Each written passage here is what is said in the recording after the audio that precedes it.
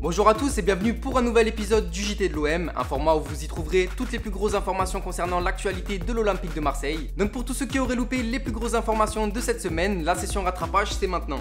La semaine dernière, on vous annonçait les arrivées de Paul Lopez, le gardien espagnol, ainsi que celles de Luan Pérez et de William Saliba. Eh bien, l'OM a officialisé un accord de principe avec la Roma pour le gardien espagnol. Luan Pérez, lui, vient tout juste de signer son contrat, tandis que l'officialisation de Saliba devrait arriver dans les prochaines heures. Et on va maintenant parler du feuilleton menant la piste Philippe Coutinho, une rumeur qui a pris encore un peu plus d'ampleur ces derniers jours. Cette information semble en effet impossible à réaliser au vu du salaire du joueur et plusieurs sources ont également démenti cette rumeur. Mais selon le média catalan L'Esportiu, le Barça laisserait la porte ouverte à l'OM pour le transfert du joueur. Des informations qui ont aussi été relayées par le média Foot Mercato. Le journaliste Thibaut Vézirian affirme également que plusieurs réunions se sont entretenues entre le joueur et l'OM. Le sponsor Puma du club olympien pourrait également faciliter l'opération au niveau des modalités de paiement, ce qui pourrait rendre crédible ce transfert. Alors dites-nous ce que vous pensez concernant cette information, s'il s'agit pour vous d'une simple fake news ou si vous commencez à prendre au sérieux la possible arrivée du Brésilien, dites-nous tout ça en commentaire. On a également de nouvelles informations concernant les potentielles arrivées au sein de l'effectif marseillais. En effet, Longoria aurait un œil sur le milieu défensif chilien Eric Pulgar en cas de départ de Camara. Le joueur de 27 ans a disputé 31 matchs de Serie A avec la Fiorentina la saison dernière, mais il est considéré également comme un titulaire indiscutable au sein de la sélection chilienne. Selon le média La Quarta, le club marseillais sera en train de préparer une offre de 12 millions d'euros pour ce numéro 6, mais la concurrence sera rude car l'Atlético Madrid ainsi que Séville seraient également sur le dossier. L'OM aurait également proposé 4 millions d'euros au club de Vitesse en Eredivisie pour son international néerlandais Bas Oehr. L'offre a pour l'instant été refusée par le Vitesse qui attend une offre plus conséquente, ce qui pourrait faire capoter l'opération. Ce joueur polyvalent est capable de jouer au milieu de terrain mais également au poste de défenseur central. Selon le journaliste Ekrem Konur, l'OM aurait également proposé au Boca Juniors un prêt avec une option d'achat aux alentours des 5 millions d'euros pour son ailier argentin Cristian Pavón. En effet, le club argentin a besoin de fonds et ne serait pas contre l'idée de vendre le joueur.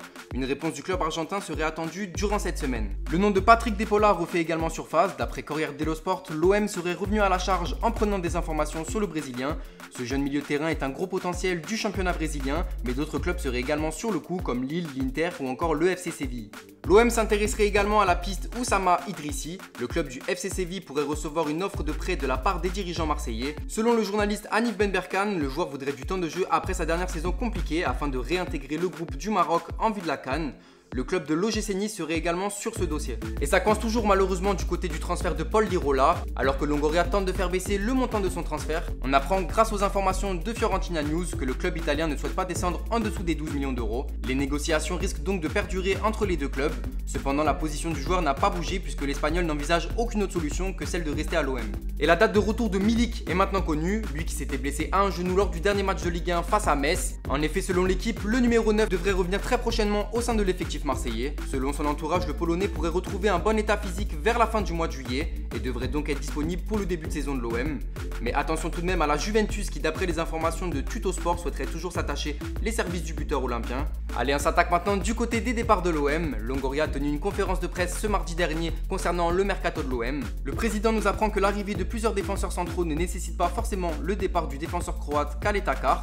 Ce dernier est pourtant très courtisé du côté de l'Angleterre et notamment du côté de West Ham ou encore Liverpool qui pourrait revenir à la charge. Selon le journaliste Mohamed Bouafsi, le joueur est en bonne voie pour partir pour un montant avoisinant les 25 millions d'euros. Bouba Kamara aurait reçu une nouvelle offre de prolongation de la part de l'OM, mais il est également courtisé par de nombreuses écuries et notamment par Newcastle en Angleterre. On apprend ce mardi via le quotidien La Marseillaise que l'AS Monaco s'est positionné sur le joueur. Selon leurs informations, le club monégasque serait prêt à mettre le paquet pour attirer le jeune espoir français et une somme de 30 millions d'euros est évoquée, ce qui pourrait satisfaire les dirigeants de l'OM.